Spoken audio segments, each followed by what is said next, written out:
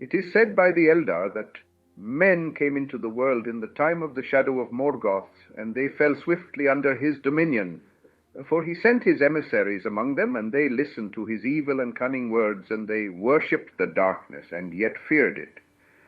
But there were some that turned from evil, and left the lands of their kindred, and wandered ever westward. For they had heard a rumor that in the west there was a light which the shadow could not dim. The servants of Morgoth pursued them with hatred, and their ways were long and hard. Yet they came at last to the lands that look upon the sea, and they entered Beleriand in the days of the War of the Jewels.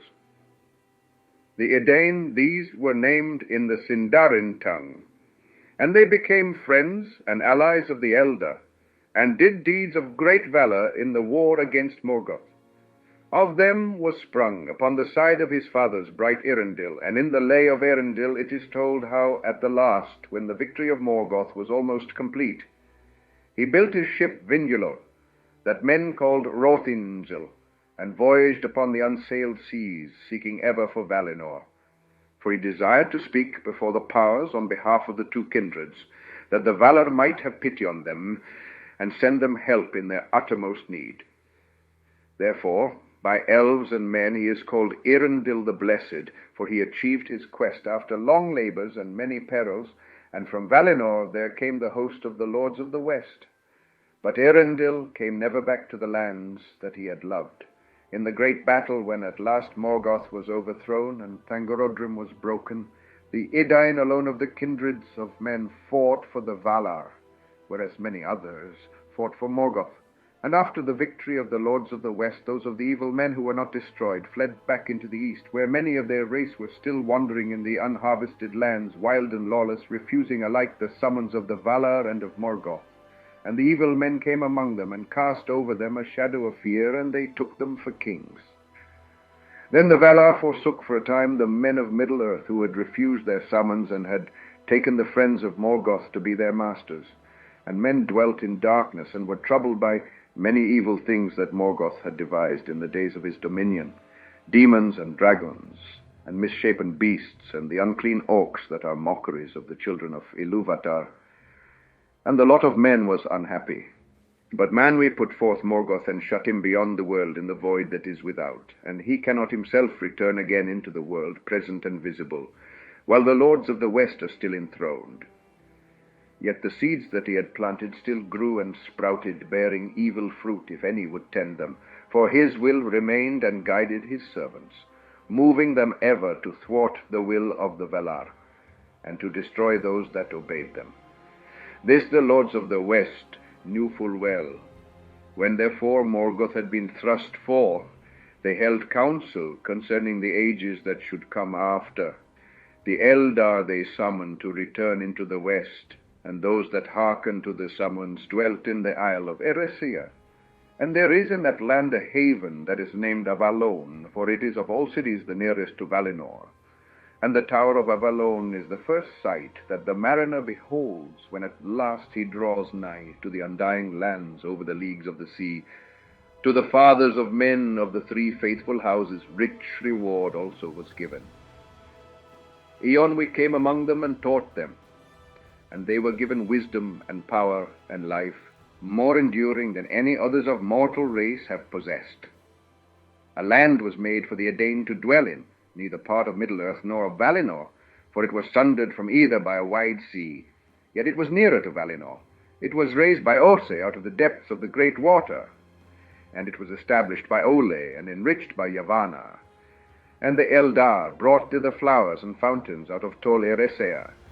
That land the Valar called Andor, the land of gift, and the star of Eärendil shone bright in the west, as a token that all was made ready, and as a guide over the sea, and men marveled to see that silver flame in the paths of the sun.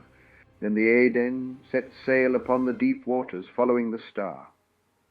And the Valar laid a peace upon the sea for many days, and sent sunlight and a sailing wind, so that the waters glittered before the eyes of the Edain like rippling glass, and the foam flew like snow before the stems of their ships. But so bright was Rothinzil that even at morning men could see it glimmering in the west, and in the cloudless night it shone alone, for no other star could stand beside it.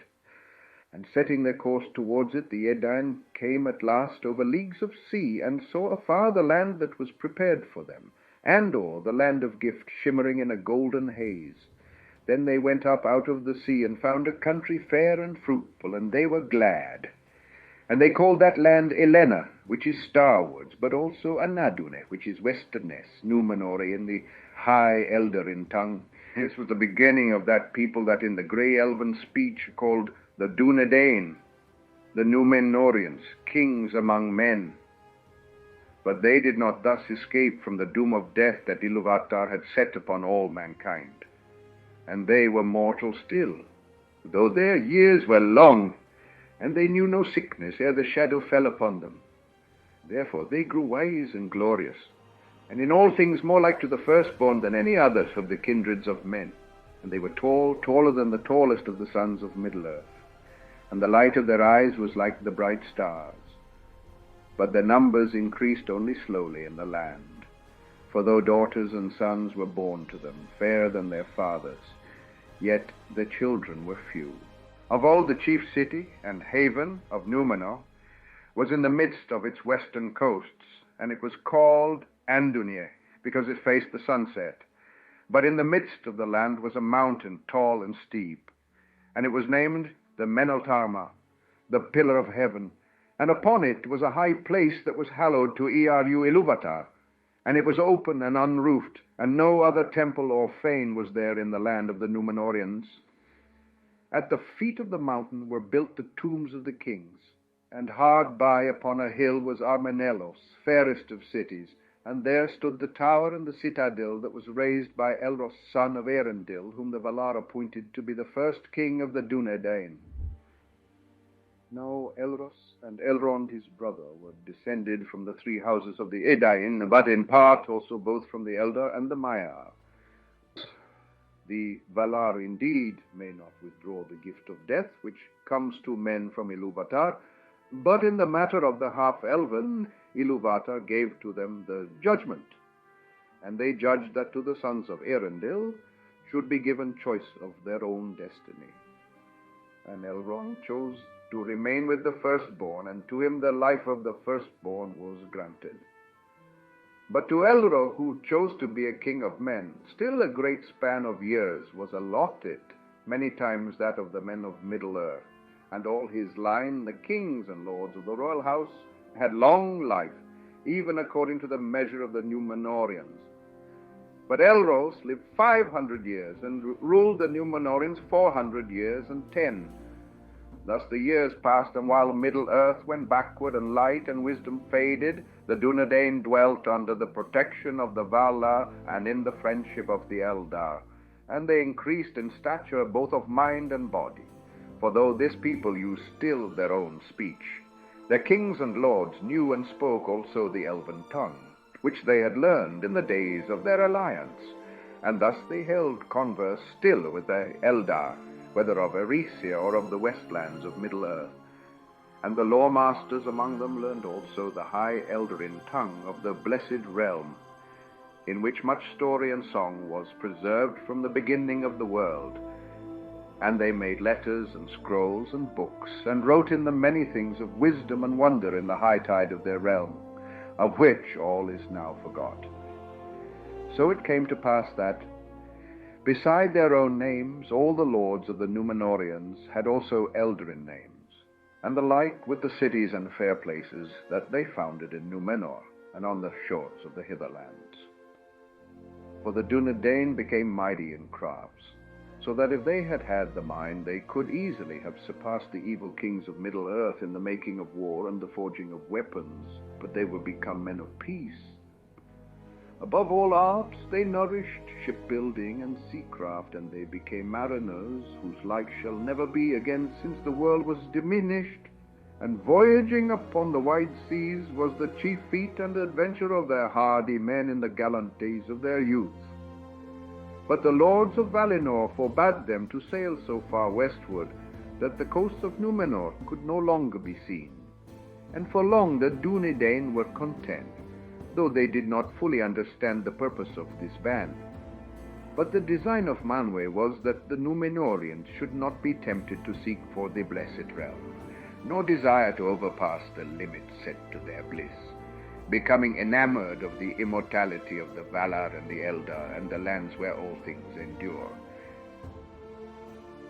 Thus it was that because of the ban of the Valar, the voyages of the Dunedain in those days went ever eastward and not westward, from the darkness of the north to the heats of the south, and beyond the south to the nether darkness.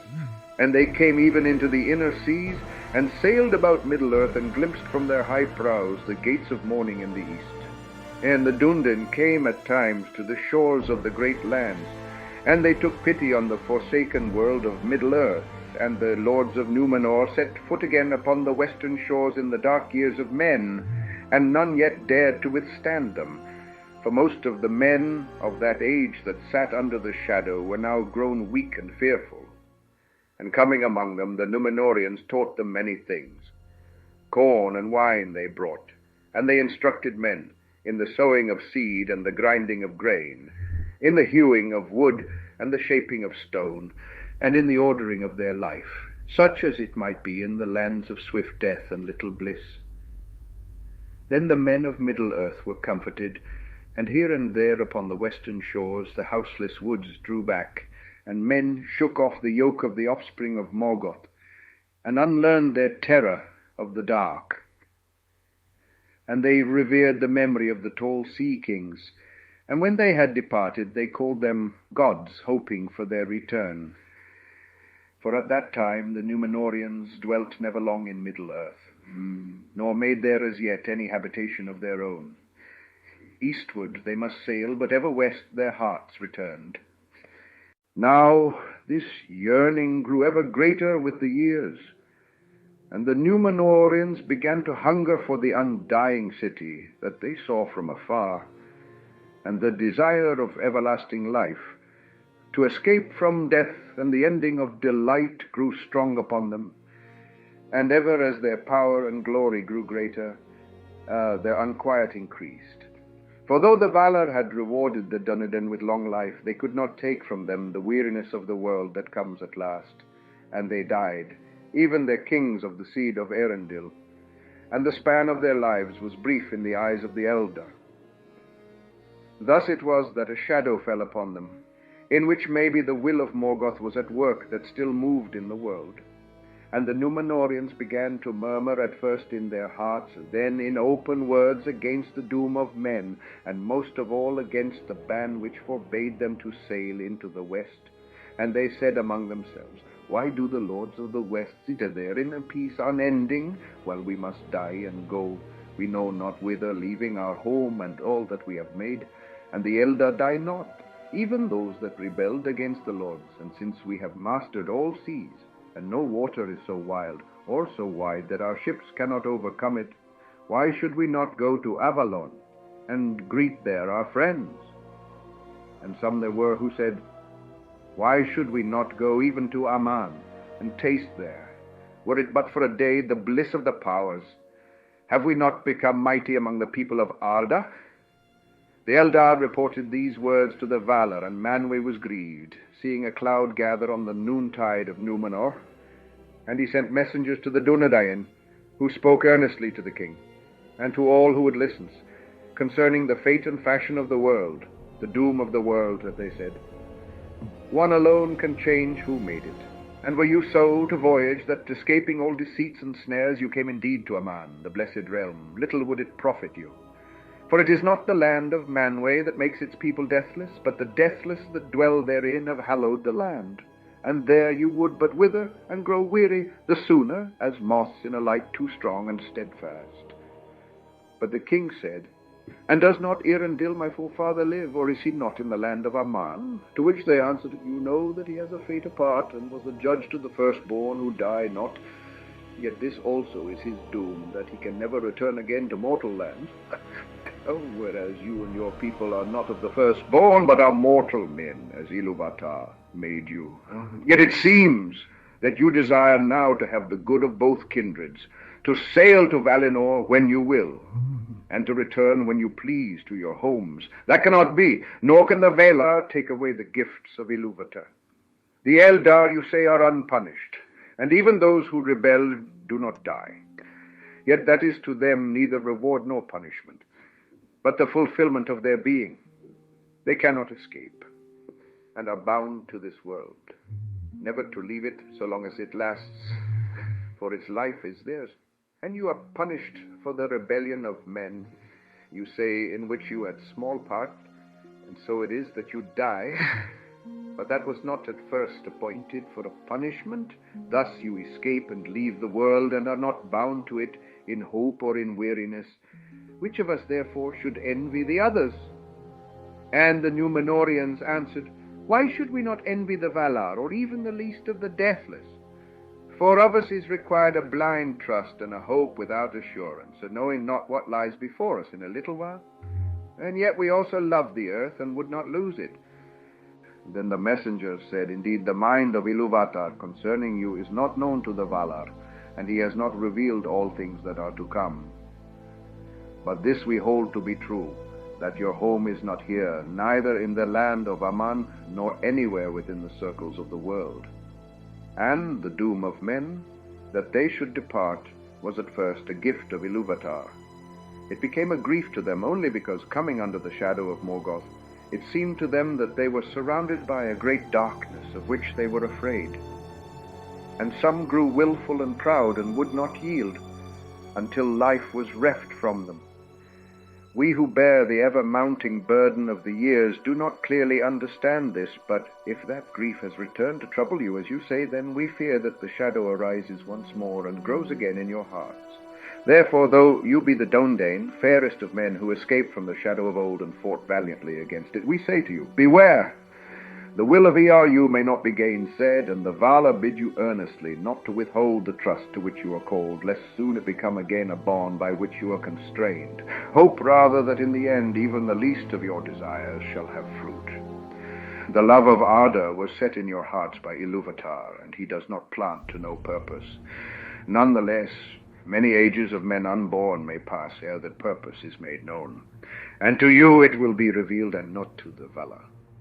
In this age, as is elsewhere told, Sauron arose again in Middle-earth, and grew, and turned back to the evil in which he was nurtured by Morgoth, becoming mighty in his service. Already in the days of Tar-Minastir, the 11th king of Numenor, he had fortified the land of Mordor, and had built there the Tower of Barad-dûr. And thereafter he strove ever for the dominion of Middle-earth, to become a king over all kings, and as a god unto men. And Sauron hated the Numenorians, because of the deeds of their fathers and their ancient alliance with the elves, and allegiance to the Valar. Nor did he forget the aid that Tar-Minastir had rendered to Gil-galad of old, in that time when the One Ring was forged, and there was war between Sauron and the elves in Eriador. Now we learned that the kings of Numenor had increased in power and splendor, and he hated them the more, and he feared them, lest they should invade his lands and wrest from him the dominion of the east. But for a long time he did not dare to challenge the lords of the sea, and he withdrew from the coasts. Yet Sauron was ever guileful, and it is said that among those whom he ensnared with the Nine Rings, 3 were great lords of Númenorian race. And when the Uleri arose, that were the Ringwraiths, his servants, and the strength of his terror and mastery over men had grown exceedingly great, he began to assail the strong places of the Númenorians upon the shores of the sea. In those days the shadow grew deeper upon Númenor, and the lives of the kings of the house of Elros waned because of their rebellion, but they hardened their hearts the more against the Valar. And the 20th king took the scepter of his fathers, and he ascended the throne in the name of Adunacor, Lord of the West, forsaking the elven tongues and forbidding their use in his hearing. Yet in the Scroll of Kings the name Harun-Numen was inscribed in the High Elven speech, because of ancient custom which the kings feared to break utterly, lest evil befall. Now this title seemed to the faithful over-proud, being this title of the Valar, and their hearts were sorely tried between their loyalty to the house of Elros and their reverence of the appointed powers. But worse was yet to come, for Argimilzor, the 23rd king, was the greatest enemy of the faithful. In his day the White Tree was untended and began to decline, and he forbade utterly the use of the elven tongues, and punished those that welcomed the ships of Erisea that still came secretly to the west shores of the land. Highest in honor after the house of the kings were the lords of Andúni, for they were of the line of Elros, being descended from Silmarion, daughter of Tar-Elendil, the 4th king of Numenor. And these lords were loyal to the kings and revered them. And the lord of Andúni was ever among the chief counselors of the scepter. Yet also from the beginning they bore especial love to the Eldar and reverence for the Valar. And as the shadow grew, they aided the faithful as they could.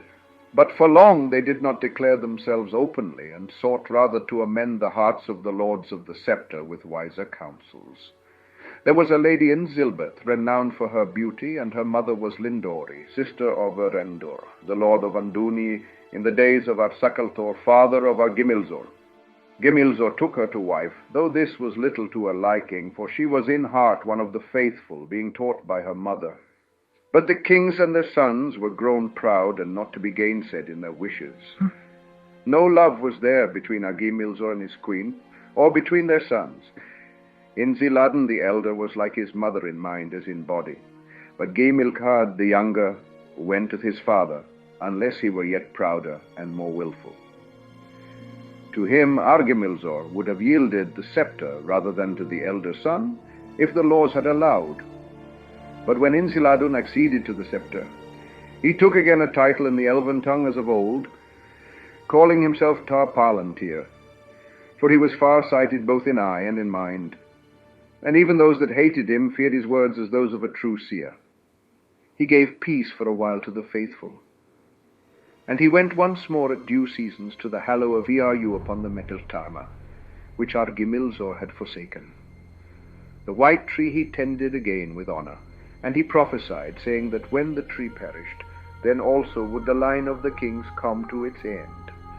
But his repentance was too late to appease the anger of the Valar with the insolence of his fathers, of which the greater part of his people did not repent.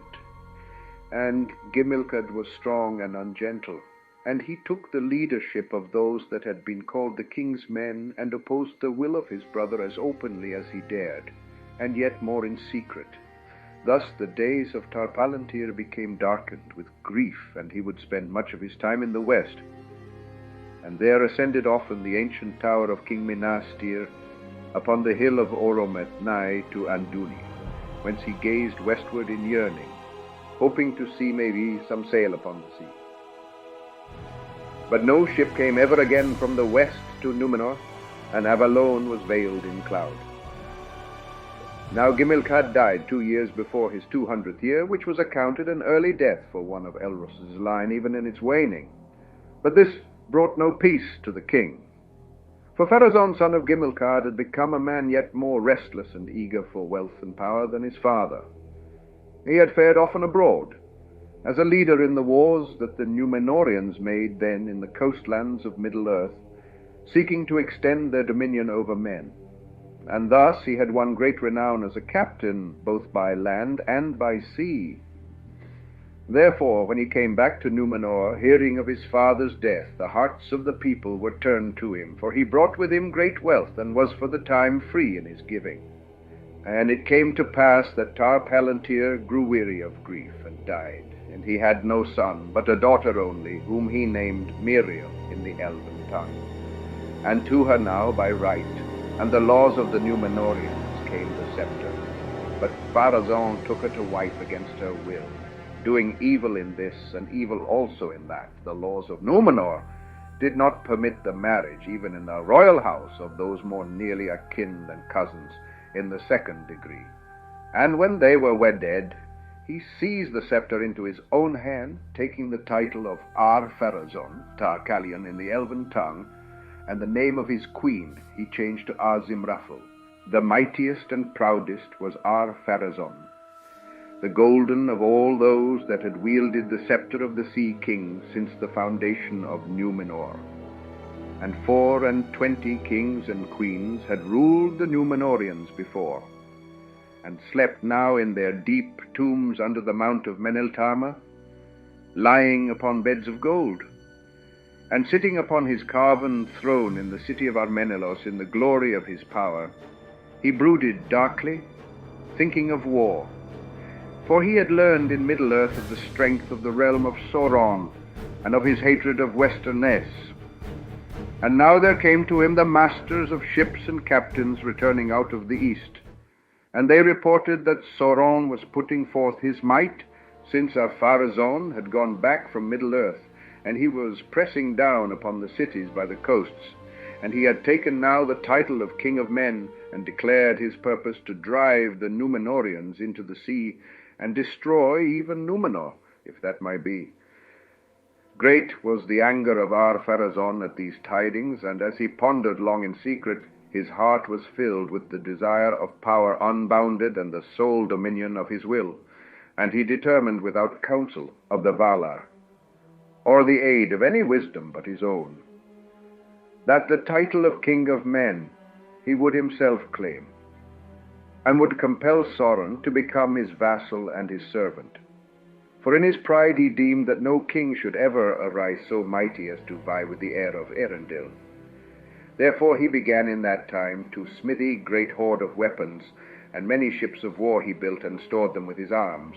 And when all was made ready, he himself set sail with his host into the east, and men saw his sails coming up out of the sunset, dyed as with scarlet, and gleaming with red and gold. And fear fell upon the dwellers by the coasts, and they fled far away. But the fleet came at last to that place that was called Umbar, where was the mighty haven of the Numenorians, that no hand had wrought. Empty and silent were all the lands about when the King of the Sea marched upon Middle-earth. For 7 days he journeyed with banner and trumpet, and he came to a hill, and he went up, and he set there his pavilion and his throne, and he sat him down in the midst of the land, and the tents of his host were ranged all about him, blue, golden, and white, as a field of tall flowers. Then he sent forth the heralds, and he commanded Sauron to come before him and swear to him fealty, and Sauron came. Even from his mighty tower of Barad-dûr he came, and made no offer of battle. For he perceived that the power and majesty of the kings of the sea surpassed all rumor of them, so that he could not trust even the greatest of his servants to withstand them. And he saw not his time yet to work his will with the Dunedain, and he was crafty, well skilled to gain what he would by subtlety, when force might not avail. Therefore he humbled himself before Ar-Pharazôn, and smoothed his tongue, and men wondered, for all that he said seemed fair and wise. But Ar-Pharazôn was not yet deceived, and it came into his mind that, for the better keeping of Sauron and of his oaths of fealty, he should be brought to Numenor, there to dwell as a hostage for himself and all his servants in Middle-earth. To this Sauron assented as one constrained, yet in his secret thought he received it gladly, for it chimed indeed with his desire. And Sauron passed over the sea and looked upon the land of Numenor and on the city of Armenelos in the days of its glory. And he was astounded, but his heart within was filled the more with envy and hate. Knowledge he had of many things yet unrevealed to men, and seeing the favor that he had of their law, all the counselors began to fawn upon him, save one alone, Amandil, lord of Andúni. Then slowly a change came over the land, and the hearts of the elf friends were sorely troubled, and many fell away out of fear. And although those that remained still called themselves the faithful, their enemies named them rebels. For now, having the ears of men, Sauron with many arguments gainsaid all that the Valar had taught, and he bade men think that in the world, in the east and even in the west, there lay yet many seas and many lands for their winning, wherein was wealth uncounted. And still, if they should at the last come to the end of those lands and seas, beyond all lay the ancient darkness, and out of it the world was made. For darkness alone is worshipful, and the Lord thereof may yet make other worlds to be gifts to those that serve him, so that the increase of their power shall find no end. And Ar-Pharazôn said, Woe, who is the Lord of the darkness? Then behind locked doors Sauron spoke to the king, and he lied, saying, It is he whose name is not now spoken, for the Evilar have deceived you concerning him, putting forward the name of Eru, a phantom devised in the folly of their hearts, seeking to enchain men in servitude to themselves. For they are the oracle of this Eru, which speaks only what they will, but he that is their master shall yet prevail, and he will deliver you from this phantom. And his name is Melkor, Lord of all, giver of freedom, and he shall make you stronger than they.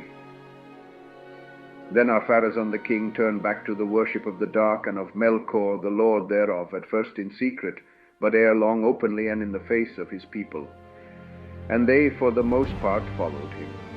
Yet there dwelt still a remnant of the faithful, as has been told, at Rhomenna and in the country near, and other few there were here and there in the land. The chief among them, to whom they looked for leading and courage in evil days, was Amandil, counselor of the king, and his son Elendil, whose sons were Isildur and Anarion, then young men by the reckoning of Numenor. Amandil and Elendil were great ship captains, and they were of the line of Elros Tarminiator, though not of the ruling house to whom belonged the crown and the throne in the city of Armanelos. In the days of their youth together, Amandil had been dear to Pharazôn, and though he was of the elf friends, he remained in his council until the coming of Sauron. Now he was dismissed, for Sauron hated him above all others in Numenor, but he was so noble, and had been so mighty a captain of the sea, that he was still held in honor by many of the people, and neither the king nor Sauron dared to lay hands on him as yet. Therefore Amandil withdrew to Rhomenna, and all that he trusted still to be faithful he summoned to come thither in secret, for he feared that evil would now grow apace, and all the elf friends were in peril. And so it soon came to pass. For the Ameneltarma was utterly deserted in those days, and though not even Sauron dared to defile the high place, yet the king would let no man upon pain of death ascend to it, not even those of the faithful who kept Ilúvatar in their hearts.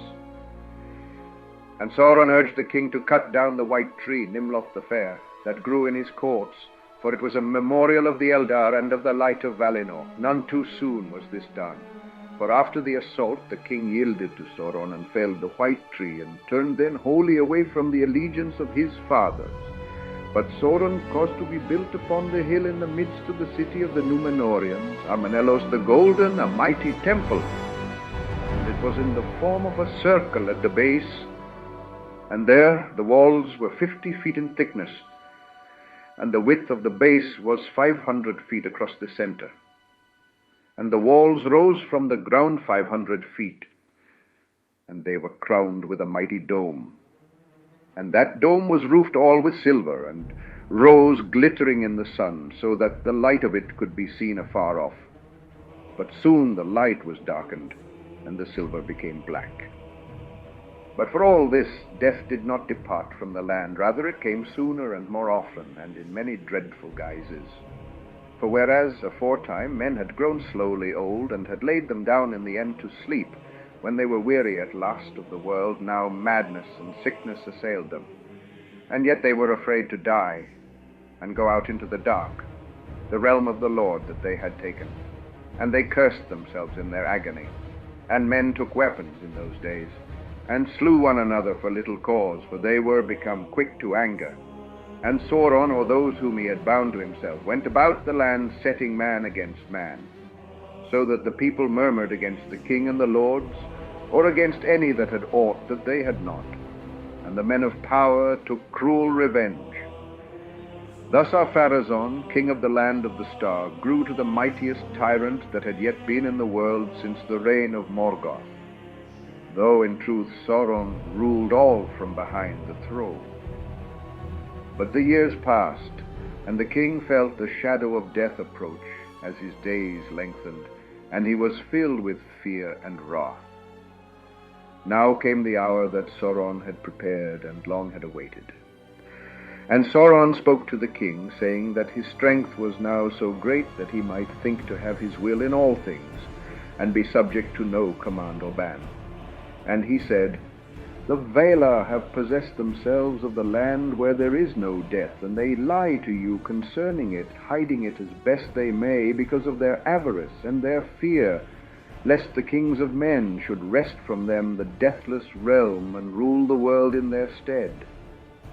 And though doubtless the gift of life unending is not for all, but only for such as are worthy, being men of might and pride and great lineage, yet against all justice is it done that this gift, which is his due, should be withheld from the King of Kings, our Pharazôn, mightiest of the sons of earth, to whom Manwe alone can be compared, if even he.